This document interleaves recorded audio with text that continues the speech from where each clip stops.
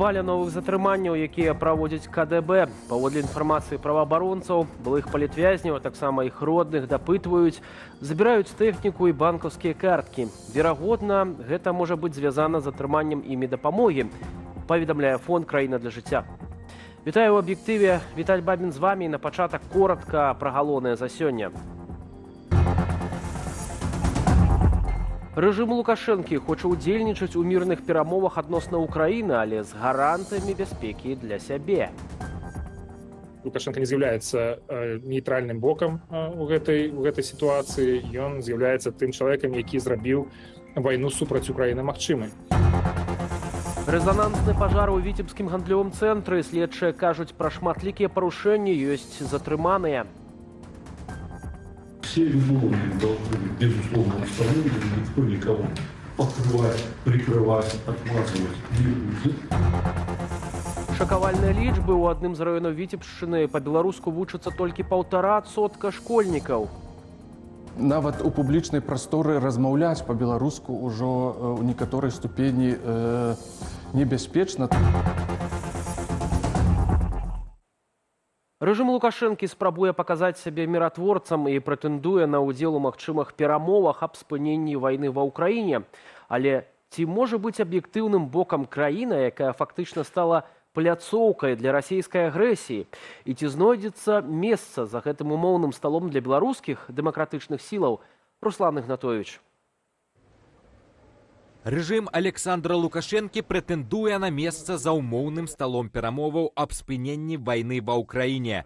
Адпаведную заяву зрабіў намеснік міністра замежных справаў Юрый Амбразевіч. Былы дыпламат Валер Кавалеўскі нагадвае чыноўніку, што якраз Лукашенка і ёсць тым чалавекам, які зрабіў вайну супраць Украіны магчымай. Вельмі дзіўна чуць такія словы ад Юрыя Амбразевіча, які адмаўляе фактычна удзел Лукашэнкі і яго рэжыма ў вайне супраць Украіны, у гэтай агрэсіі, бо фактычна Лукашенко не з'яўляецца нейтральным бокам у гэтай сітуацыі. Таксама Амбразевіч сцвярджае, што падчас перамоваў Беларусь разлічвае атрымаць уласныя гарантыі бяспекі. Фінальныя дамоўленасці павінны абавязкова ўлічваць у тым ліку інтарэсы беларускага боку. Аднак, якія менавіта інтарэсы маюцца на ўвазе, прадстаўнік Лукашэнкі не ўдакладніў. Паводле ж украінскага палітолага Яўгена Магды, уключэнне Лукашэнкі ў перамовы можа быць стратэгічна выгаднае для Крамля. Лукашенко може бути тією прокладкою, яка дозволить... Лукашенко може бути той прокладкой, яка дозволить казать, что, ну ведаете, мы былая Советская Республика, Украина былая Советская Республика. У 44-м годзе стварылі МЗС украінскую і беларускую. Гэта значыць максімальна прымяншаць незалежны і суверэнны статус Украіны сваім палітычным васалітэтам. Гэта адна з задачаў Лукашэнкі, якую ён гатовы выконваць.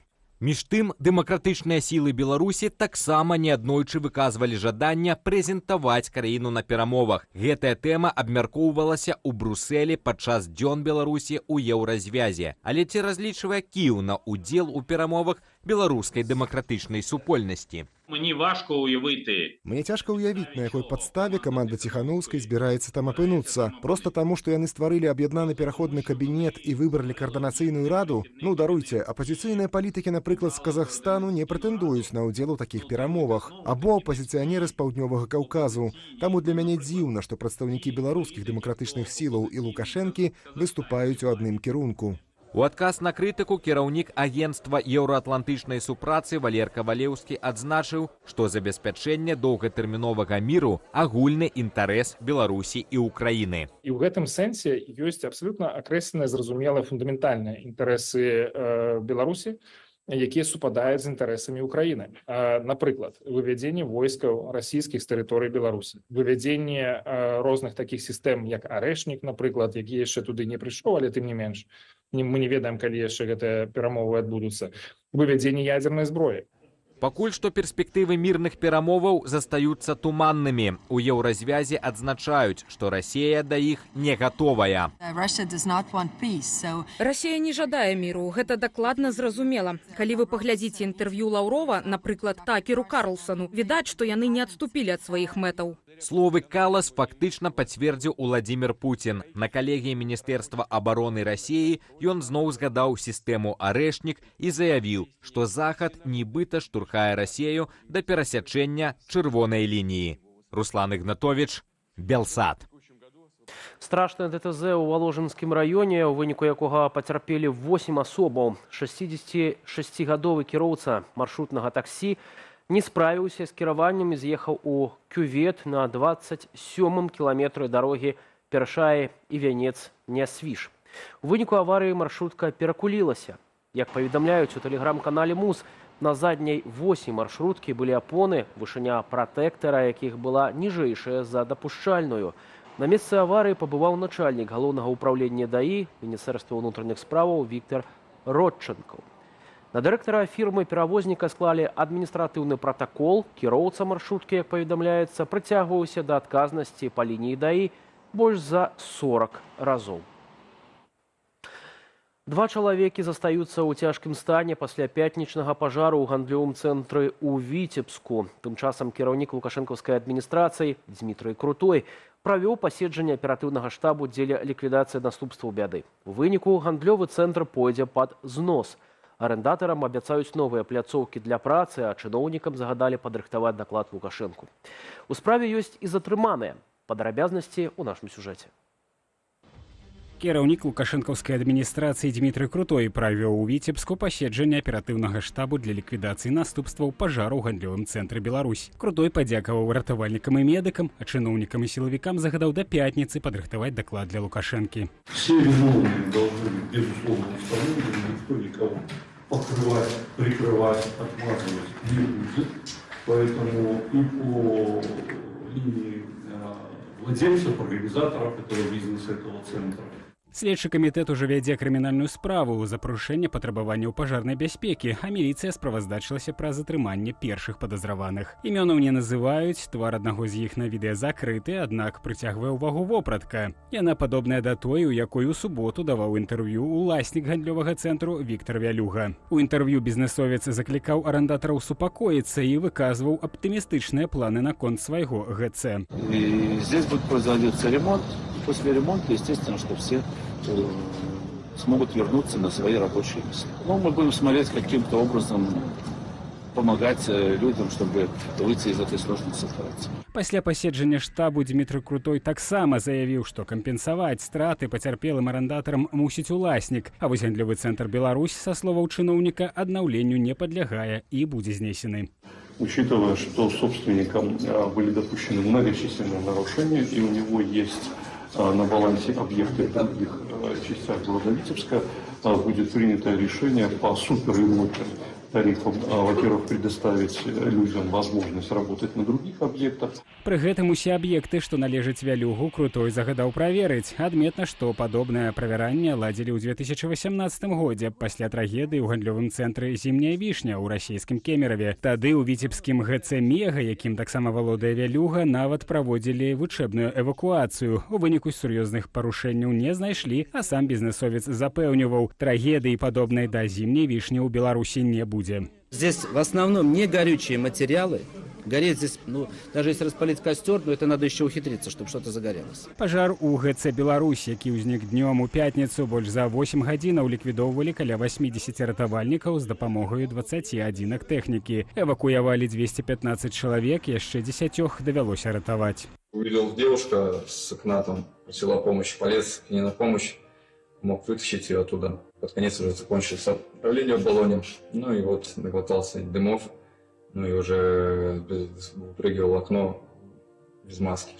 Дзякуючы ратавальнікам абышлося без ахвяраў, аднак 16 асобам спатрэбілася медычная дапамога. У нас двое остаются в тяжелом состоянии, они находятся в областной больнице, в реанимации.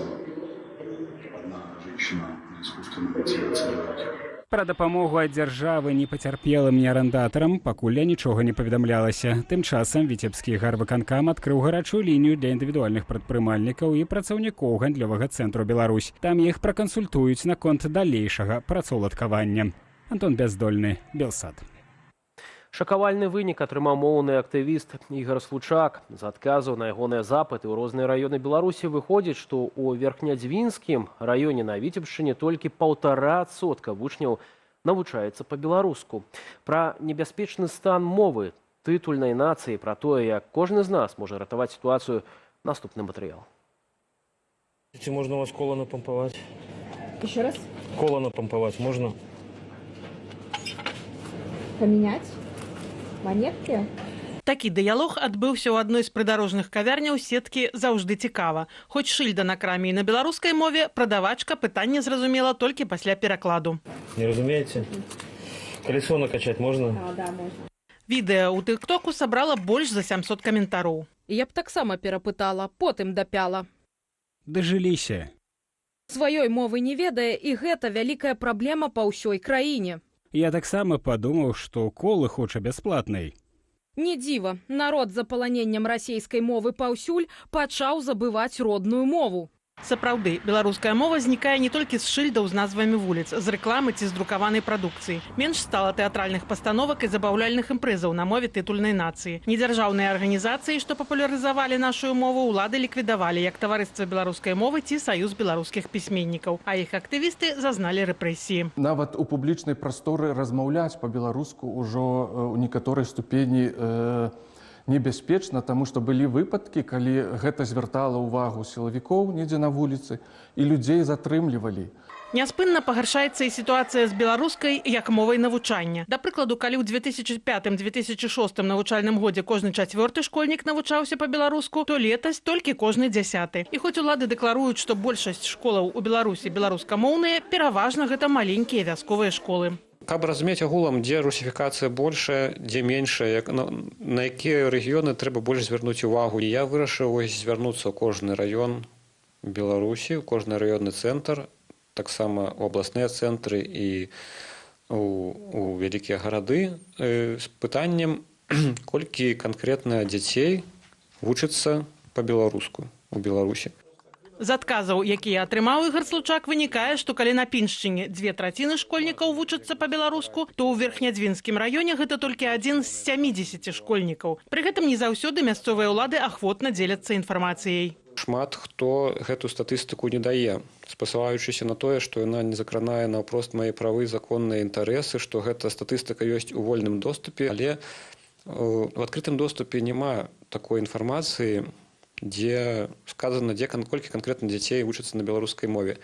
І калі нават яна можа быць і ёсць, то непадрыхтаваны чалавек яе знайсці не можа. Як жа пры адсутнасці шырокай беларускамоўнай адукацыі вучыць дзяцей ці самім развіваць мову? Віктор Шукіловіч раіць глядзець на Белсаце не толькі праграму «Мова нанова». Тут можна знайсці праграмы на кожны густ народнай мове. Ад дакументальных і дзіцячых фільмаў да гістарычных і забаўляльных праграмаў. Важнай крыніцай мовы застаюцца і кнігі.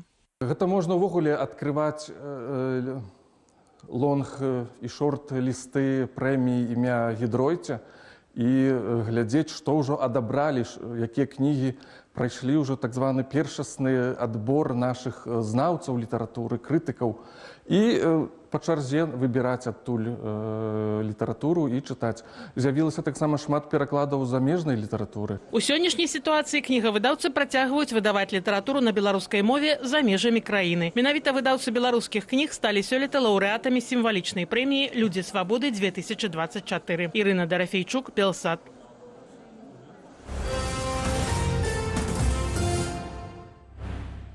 Яшчэ больш інфармацыі можна знайсці, перайшоўшы па QR-кодзе на вашых экранах і маніторах на наш тэлеграм-канал. Падпісвайцеся і чытайце інфармацыю, якую рыхтуюць нашыя калегі. Галоўная ўмова – гэта павінна быць бяспечна для вас.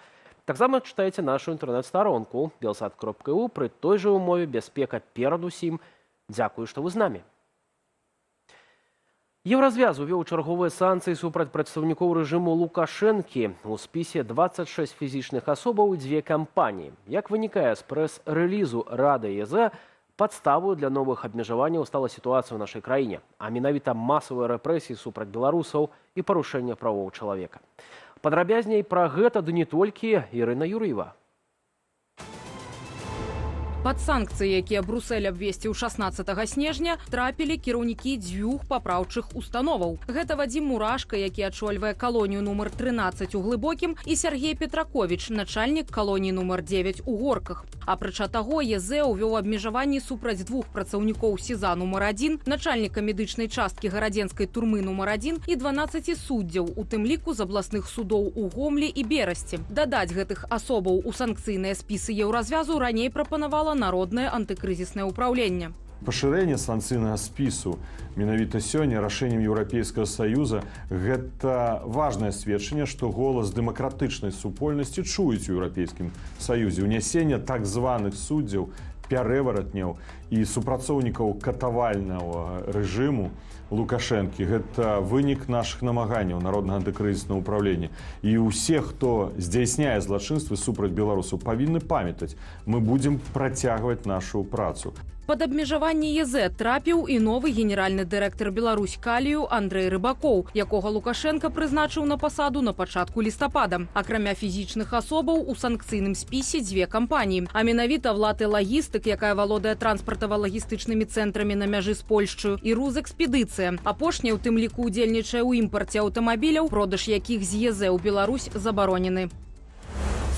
Еўразвяз зацвердзіў 15-й пакет санкцыяў супраць Расіі. Пад новыя абмежаванні трапілі таксама суб'екты з Кітаю і Паўночнай Карэі. Агулам 54 асобы і 30 кампаніяў. У Брусэлі заявілі, што чарговыя санкцыі скіраваныя супраць арганізацыяў, якія ўскосна спрыяюць вайсковаму і тэхналагічнаму ўзмацненню Расіі. Новы пакет мае развязаць праблему абыходу папярэдніх абмежаванняў еўразвязу, а менавіта шляхам барацьбы з гэтак званым ценявым флотам, які дазваляе Крамлю ажыццяўляць забаронены экспорт нафты.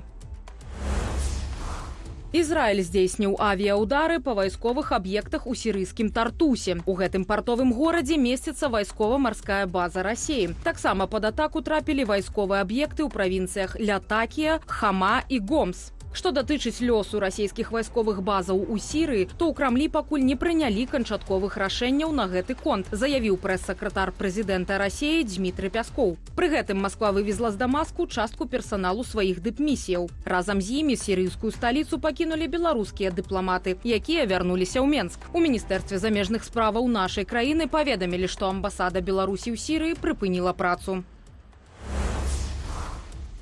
Старшыня кіроўнай партыі Паўднёвай Карэі грамадзянская сіла Хан Тонг Хун падаў у адстаўку. Адстаўка ад чальцоў найвышэйшай рады партыі разбурыла найвышэйшую раду, зрабіўшы немагчымым выкананне маіх звычайных абавязкаў лідара партыі. Пра свой сыход з пасады Хан Тонг Хун заявіў на фоне імпічменту прэзідэнту Юн Сок Ёлю, які на пачатку снежня ўвёў ваенны стан. За адхіленне кіраўніка краіны днямі прагаласавалі 204 з 300 чальцоў паўднёва-карэйскага парламенту. Канчаткова пытанне імпічменту мае развязаць Канстытуцыйны суд 27 снежня. Мядзведзі, казлы і пастухі. Традыцыйныя героі калядавання прайшліся вуліцамі румынскага гораду Галаць, што на ўсходзе краіны. Удзельнікі фестывалю калядных песень не толькі бавілі гледачоў музыкай і танцамі, але і зычылі ім здароўя, багацця і добрага настрою. Для нас традыцыі вышэй за ўсё. Гэта святое для нас. Кожны раз, калі наступаюць зімовыя святы, у якім бы пункце зямнога шару мы не былі, мы збіраемся разам, каб калядаваць. Каляднікі выступілі і перад саборам у Галаці, дзе іх традыцыйна прывітаў епіскап Ніжняга Дунаю. Ірына Юрова, Белсат. А ў Варшаве працягваецца суд над Дорыянам С., якому выставілі абвінавачанне ў забойстве беларускай Лізы. Падчас сённяшняга паседжання выступілі сведкі абароны, а таксама бацькі мужчыны. Пра рэзанансную справу Александр Баразенко. На патрабаванне боку абароны другое паседжанне акруговага суда Варшавы ў справе згвалтавання і забойства беларускай Лізаветы прайшло за закрытымі дзвярыма. У пачатку сённяшняга слухання свае высновы далі эксперты, таксіколог, сексолог і псіхіатр. Таксама суддзя Павел Добаш працягнуў апытанне сведкаў, перш за ўсё з боку абароны. Выступілі і бацькі абвінавачанага 23-гадовага Дор'яна С. Пасля выступу яны імкліва пакінулі будынак суда. Нагадаю, 25-гадовую беларускую Лізавету згвалцілі ў цэнтры польскай сталіцы ў ноч на 25 лютага. Нападнік прыставіў дзяўчыне нож да горла ды душыў яе. Лізавету знайшлі і шпіталізавалі ў крытычным стане, але праз 6 дзён беларуска памерла. Паліцыя аператыўна затрымала падазраванага Дор'яна С. У яго былі знойдзеныя асабістыя рэчы дзяўчыны. Трагедыя ўзрушыла польскае грамадства і беларусаў Польшы. У Варшаве прайшоў марш супраць гвалту, яе звалі Ліза. У хадзе першага паседжання 4 снежня абвінавачаны прызнаў віну ў разбоі і згвалтаванні Елізаветы, але сцвярджаў, што не меў намеру яе забіваць. Маўляў, хацеў здабыць грошы на аплату кватэры. Чаму ён пачаў гвалтаваць дзяўчыну ды кінуў яе паміраць, Дор'ян С. патлумачыць не змог. Я аддаў ёй тэлефон, які забраў. Калі яна ўзяла тэлефон, я падумаў, што яна будзе тэлефанаваць у паліцыю і пачаў яе душыць рукамі, а потым зняў сваю папругу, абвязаў вакол ейнай шыі і прывязаў яе да брамы, каб мець пэўнасць, што яна не ўцячэ і не паведаміць у паліцыю. За згвалтаванне і забойства яму па польскім заканадаўстве пагражае ад 12 гадоў да пажыццёвага зняволення. Наступнае паседжанне ў гэтай справе запланаванае на 13 студзеня. Верагодна, што ў гэты дзень адбудуцца судовыя спрэчкі і прагучыць апошняе слова падсуднага. Александр Баразенко, Белсад. Трымаўся за ўладу сінімі пальцамі, быў зрынуты народам і расстраляны ўласнымі вайскоўцамі. Такі лёс напаткаў румынскага камуністычнага дыктатара Ніколая Чаўшэску. У гэты дзень, 35 гадоў таму, пачалася рэвалюцыя, што вызваліла Румынію ад тыраніі. Што агульнага паміж рэжымамі Чаўшэску і Лукашэнкі? На чым трымаюцца падобныя дыктатуры? У гісторыі і сучаснасці разбіраўся Валентин Василенко.